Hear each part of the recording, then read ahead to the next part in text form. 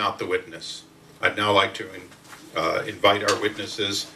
First, Mr. Mark Thompson, a 20-year career United States Marine, who 2 years before his retirement from the Marine Corps was assigned to the State Department, where he brought his experience in serving in all 4 Marine divisions and in numerous amphibious forces to the State Department.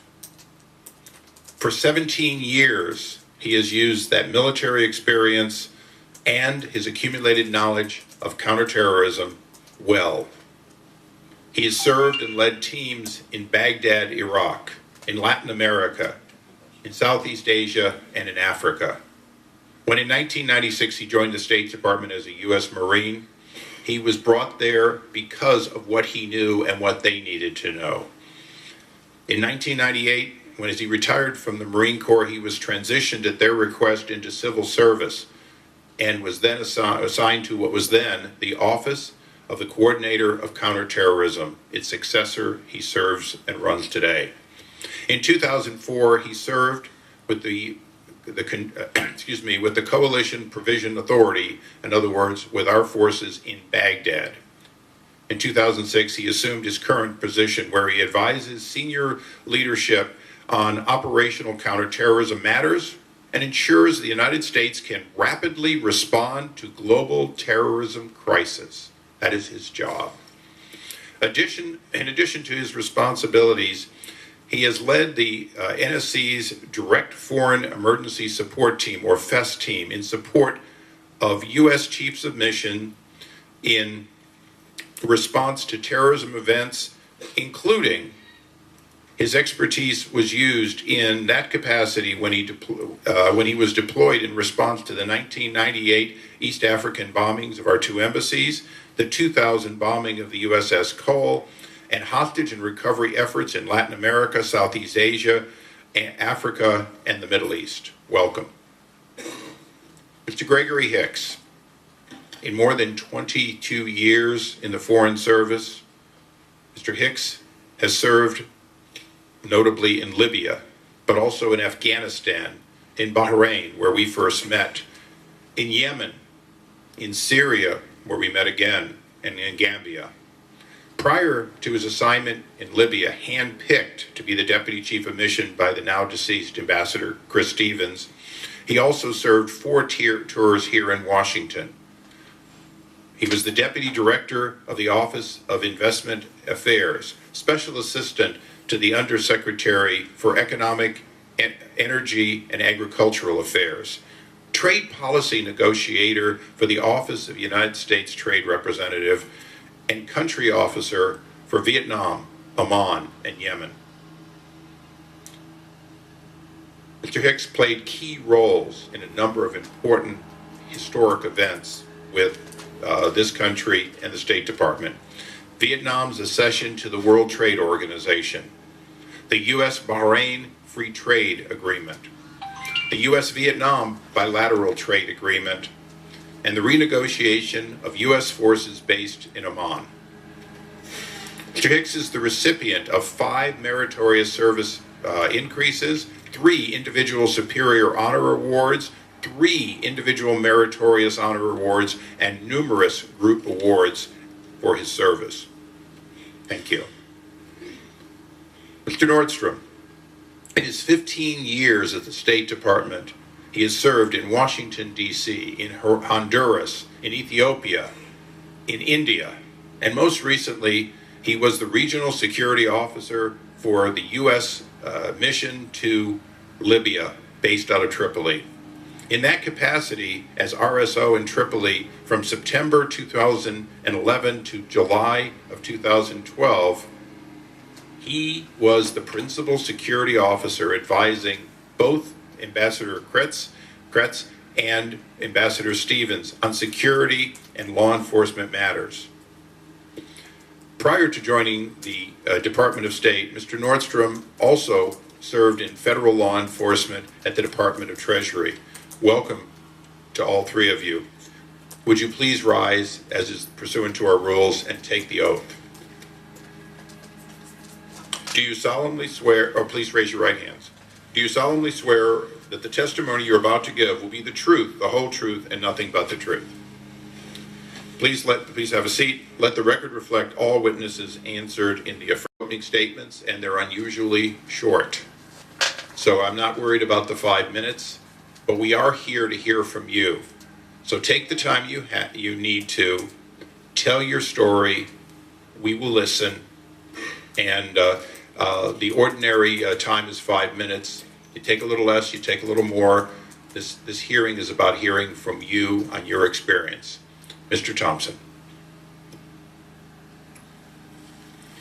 Mr. Chairman, Ranking Member, members of the committee. And please pull your microphone a little closer. Thank you. Thank you for this opportunity to tell a story. As the chairman indicated, I came to the department 16 and a half years ago as a Marine, transitioned, and have been on the activities that he has already described. The night that I was involved in this incident, I was at my desk at the end of the day when the first reports came in that indicated that we had an attack going on at our diplomatic facility in Benghazi. In that facility, we knew we had our ambassador and we had his security personnel. Later, when I heard that the situation had evolved to them going to a safe haven, and then the fact that we could not find the ambassador, I alerted my leadership, indicating that we needed to go forward and consider the deployment of the Foreign Emergency Support Team. That particular team is an interagency team. It's been represented as something that the State Department deploys. It does not. The Deputies Committee of the National Security Council deploys that organization. But I wanted that considered. I notified the White House of my idea. They indicated that meetings had already taken place that evening that had taken FEST out of the menu of options. I called the office within the State Department that had been represented there, asking them why it had been taken off the table, and was told that it was not the right time and it was not the team that needed to go right then. Let me explain the team a little more. It is comprised of the leadership from my office. It is comprised of professionals from Special Operations Command, from Diplomatic Security, from the intelligence community, from FBI. It is a holistic, comprehensive organization that is designed to go forward to embassies, just as we did, as indicated in 1998 in East Africa, as we've done in the other places indicated, USS Cole and other hostage situations. It is designed to be the glue and the connective tissue that gets all the options on the table for the decision makers. Decision makers in my line of work are the Chief of Mission and the authorities back here in Washington that make the decisions of where we send people into harm's way. It doesn't mean it has it has a irreversibility to it. The other thing that I pointed out was that with the tyranny of distance, at least 8 or 9 hours to get to the middle of the Mediterranean, we needed to act now and not wait. There's sometimes the hesitancy to not deploy because we don't know what's going on. One definition of a crisis is you don't know what's going to happen in 2 hours, so you need to help develop that situation early. We have a robust comms suite on the airplane that we are transported on. It is ably flown by my SOCOM colleagues. It is on alert to do just this mission, and it's designed to carry a comprehensive team to a conflict or a crisis and to help the ambassador and work for the ambassador and or the chief of mission to handle that crisis and to make sure he or she has the best information possible to make decisions and to make recommendations back to Washington, and those same representatives make their views known back to their parent organizations, so that when we do have deputies committees and principal committees meetings at the White House, we have a situation in which everyone is using the most up-to-date information, and so that we can figure out what we have to do security-wise, what we have to do intelligence-wise, what we have to do with the military, what we have to do diplomatic-wise, what we have to do on the public affairs front. That works for the chief of mission, and I can't emphasize that enough. We are not there to subsume any activities. The experts on the team know that the real experts are in the embassy, and they work for the chief of mission to do that. My time is drawing to a close. I'll end there and await your questions. Thank you. Mr. Hicks. Thank you, Mr. Chairman.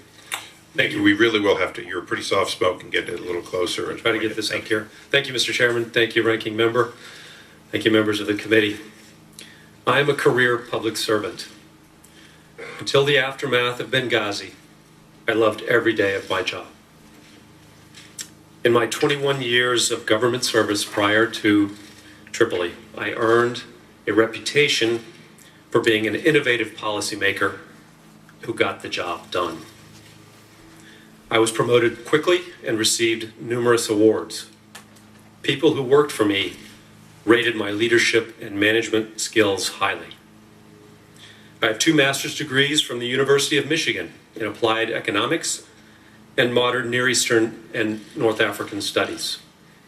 I have served my country extensively in the Mideast. Besides Libya, I served in Afghanistan, Bahrain, Yemen, Syria, and the Gambia. I speak fluent Arabic. In Bahrain, my Shia opposition contacts gave me advance warning of impending attacks on our embassy and anti-American demonstrations, allowing us to prepare and avoid injuries to staff. I learned that knowledge of local conditions and strong connections with the local population are as important as the strength and height of walls. One reason I am here is because I have pledged to the Foreign Service as part of my campaign to be State Vice President of the American Foreign Service Association that none of us should ever again experience what we went through in Tripoli and Benghazi on 9/11/2012. After I arrived in Tripoli as Deputy Chief of Mission on July 31st, 2012, I fast became known as the Ambassador's Bulldog because of my decisive management style. In the days immediately after the Benghazi attack, the President and Secretary of State praised my performance over the telephone. President Obama wrote Libyan President Magariaf expressing confidence in my abilities. Deputy Secretary Burns and General Ham told me how much they appreciated how I handled the night of the assault and its aftermath. I received written notes of commendation from Undersecretary Wendy Sherman and from Executive Secretary Stephen Mull. Incoming Chargé Larry Pope told me personally that my performance was near heroic. In February 1991, I swore an oath to uphold and defend the Constitution of the United States. I'm here today to honor that oath. I look forward to answering your questions fully and truthfully. Thank you very much. Thank you. And I understand that some of those commendations and letters are in your opening statement, and for all the witnesses, all extraneous material or other insertions will be placed in the record on your behalf. Mr. Nordstrom. Good morning, Chairman Issa, Ranking Member Cummings, and other distinguished members of the committee. For the benefit of the new committee members, my name is Eric Nordstrom, and I currently serve as a Supervisory Special Agent with the U.S. Department of State's Bureau of Diplomatic Security. Since September 2012, I have been enrolled in long-term language training in preparation for my next assignment. As Chairman Issa noted, I've served in federal law enforcement since January 1996, first as a customs inspector before joining the U.S. Department of State. I've served in domestic and overseas postings, including Washington, D.C., Honduras, Ethiopia, India, and most recently, the Regional Security Officer at the U.S. Embassy in Tripoli. All of those assignments have been assignments in which I've faced the threat of criminal or terrorist attacks. I held the last position as RSO from September 21st, 2011 until July 26, 2012. As the Regional Security Officer, or RSO, at the U.S. Embassy in Tripoli, I served as the Principal Security Advisor to U.S. Ambassadors Eugene Kretz and Chris Stevens on security and law enforcement matters. I want to thank the committee again for the opportunity to appear, provide further testimony in support of your inquiry into the tragic events of September 11th, 2012. I would also like to thank the committee for your continued efforts in investigating all the details and all the decisions related to the attack on our diplomatic facility. Specifically, the committee's labors to uncover what happened prior, during, and after the attack matter. It matters to me personally, and it matters to my colleagues, to my colleagues at the Department of State.